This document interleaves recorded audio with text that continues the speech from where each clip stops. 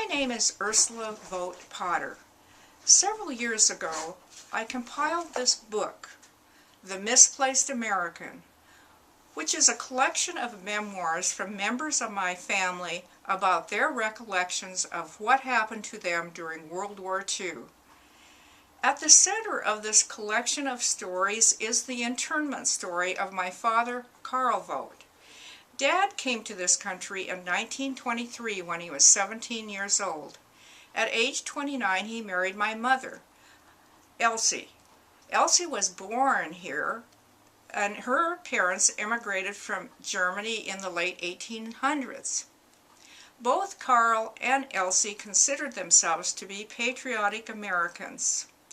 Dad was in the process of procuring his citizenship when the war broke out between the United States and Germany. When editing these stories, I tried to use a light hand so that the essence of the original memoirs would be preserved. Here are some excerpts from the internment story of my father, Karl Vogt.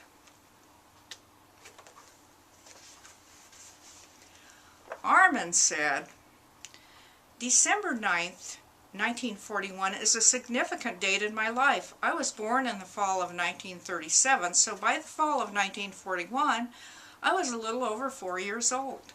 Yet, as I look back on this particular day, it stands out as vividly as any day that I can remember in my life. On this gray December day, I recall being with my father, helping him repair a wooden corral fence. While we were working, we noticed a large black sedan coming down the hill and turning into the driveway. 3 individuals dressed in dark suits, overcoats, and hats emerged from the car. Dad watched and wondered out loud who those people could be. We walked to the house. The men saw us coming and waited for us. When we were close enough, they asked Dad if he were Karl Vogt. He answered that he was. They told him that they were FBI agents and that he was under arrest for un-American activities. They asked him to go into the house. The agents followed him, and when inside, they asked him to pack some clothes and also wanted to see picture albums. I remember Mom crying. Elsie said, Here I was left alone on the farm with our 2 small children. Armin was 4 years old and Ursula 1. I had never in my life felt so desolate and afraid as I did the night of December 9th, 1941. The next day, Pastor Wrights took me to Spokane, where we found that Karl was housed in the county jail. On the way home, we stopped at the Sacred Heart Hospital on the off chance that Bill, Karl's brother, might still be there. To our amazement, he was. He immediately gave up his job and came to the farm. The following day, we contacted the Immigration Service and the U.S. District Attorney to try to find out why Karl was being held. The DA, a very unpleasant person, said that Karl was a prisoner of war. There was no answer to our why. Bill asked him, Why didn't you take me? Why a man with a family? No answer. We then asked, If Karl is a prisoner of war, what right have you to keep him in jail? What about the Geneva Convention rules? His answer was a cryptic, Where else can I keep him? Eventually he'll be sent to an internment camp. We were finally allowed to visit Karl just once at the Spokane County Jail. Karl and I tried to comfort one another as best as we could, but soon we had to say goodbye. Bill was given orders not to leave the farm without written permission. He was finally allowed to go to Plaza, Rosalia, and to church in Fairfield, but a trip to Spokane required a special permit, which took about 2 weeks to procure.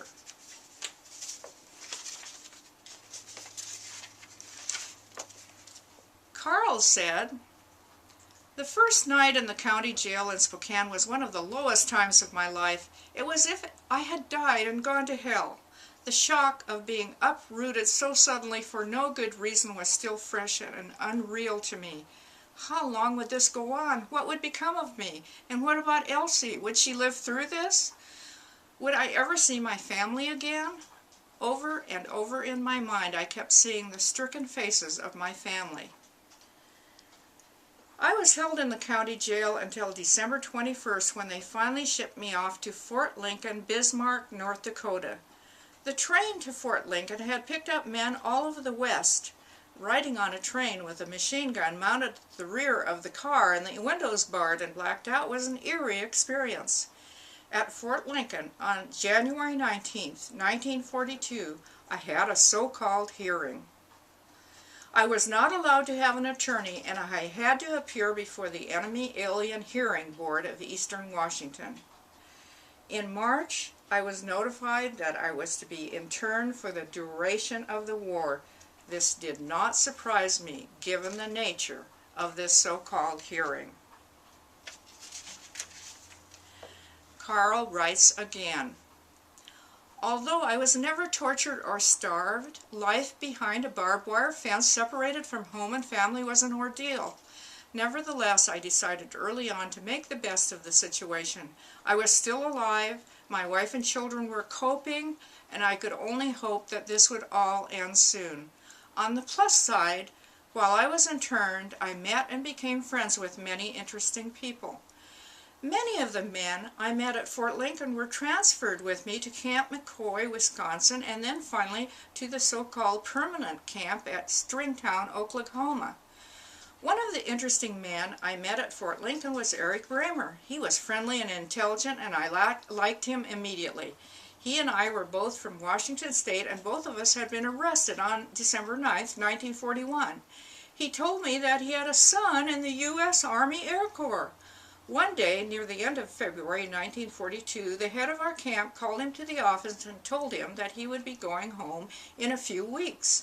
Many of us were excited about this because we thought there might be some hope for the rest of us too. He promised that he would write and tell us why he had been released so soon. Later, he sent news clippings from a Seattle newspaper. These news articles told about the Bramer son who had been part of the Doolittle raid. General James Doolittle had led 16 B-25 bombers from the deck of the USS Hornet, a feat in itself for the usually land-based bombers, to a very dangerous surprise attack on Tokyo in April of 1942. Fred Bramer had been the bombardier on the lead airplane piloted by James Doolittle himself. Needless to say, it would not do for the father of one of these brave men to be behind barbed wire in an internment camp. At the end of the book, Ursula writes, "Who in my family was the misplaced American? My dad, of course, but also, in a sense, the rest of us, too.